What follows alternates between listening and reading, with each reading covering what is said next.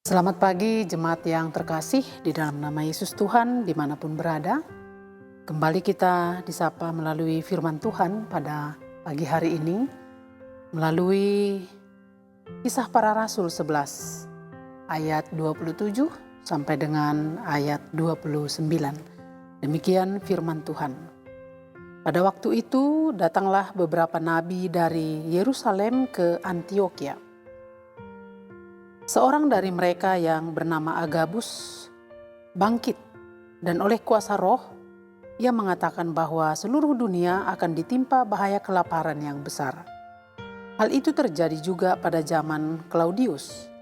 Lalu murid-murid memutuskan untuk mengumpulkan suatu sumbangan sesuai dengan kemampuan mereka masing-masing dan mengirimkannya kepada saudara-saudara yang diam di Judea.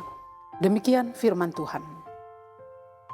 Jemaat yang terkasih di dalam nama Yesus Kristus, tidak kebetulan ada orang-orang yang Tuhan tempatkan di sekitar hidup kita. Dan tidak kebetulan juga kita ditempatkan di sekitar orang-orang lain dengan tujuan supaya kita bisa berbuat sesuatu di dalam memecahkan setiap persoalan yang ada, baik suka maupun duka. Hidup seperti itulah yang terjadi di dalam kehidupan jemaat mula-mula. Mereka mempraktekkan hidup yang saling berbagi, saling care, saling memperhatikan. Yang menjadi pertanyaan adalah, mengapa kita harus saling berbagi? Yang pertama, karena ada masalah yang harus ditanggung bersama. Jadi tidak setiap persoalan itu bisa ditanggung secara pribadi, tetapi firman Tuhan ini berkata, ada masalah yang harus ditanggung bersama.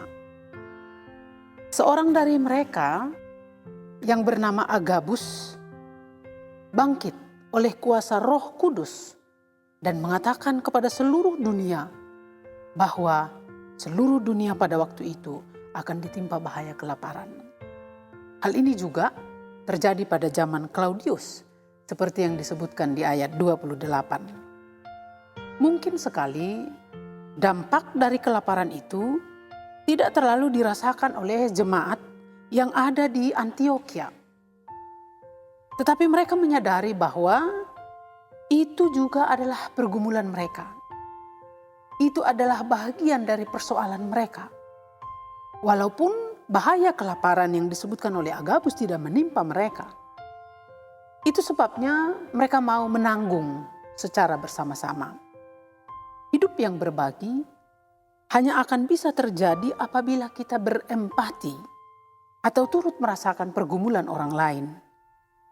Mungkin kita tidak mengalami, tetapi rasa simpati atas pergumulan orang lain harus dibangkitkan dalam kehidupan kita, sehingga kita mau turut ambil bagian untuk menanggung bersama-sama. Itulah yang berempati. Sehingga firman Tuhan pada pagi hari ini mengatakan, jangan pernah kita berdiam diri. Jangan pernah kita menutup mata. Jangan pernah kita berlipat tangan melihat masalah yang ada. Tetapi mari kita sadari, itu juga adalah pergumulan kita bersama. Yang kedua, karena ada sesuatu yang kita bisa bagikan kepada orang lain. Lalu murid-murid memutuskan untuk mengumpulkan suatu sumbangan sesuai dengan kemampuan mereka masing-masing dan mengirimkannya kepada saudara-saudara yang diam di Judea.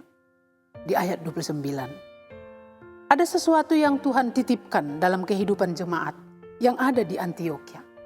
Itu adalah kesempatan untuk saling berbagi. Dan ini juga yang dititipkan oleh Tuhan kepada kita.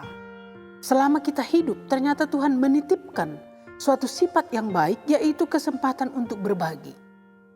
Tidak kebetulan Tuhan mempercayakan sesuatu, dalam tanda kutip sesuatu dalam hidup kita, supaya kita bisa membagikannya kepada orang lain. Ingatlah bahwa apapun yang ada di tangan kita, apapun yang ada di dalam hidup kita, tidak semuanya itu untuk kita.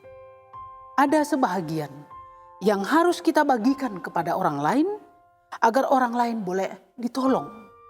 Inilah hukum yang harus dipenuhi sebagai orang percaya. Kita hidup bukan hanya untuk diri kita sendiri, tetapi juga adalah untuk orang lain yang Tuhan tempatkan di sekitar kita. Demikian firman Tuhan, salam sejahtera dan salam sehat. Tuhan memberkati. Amin.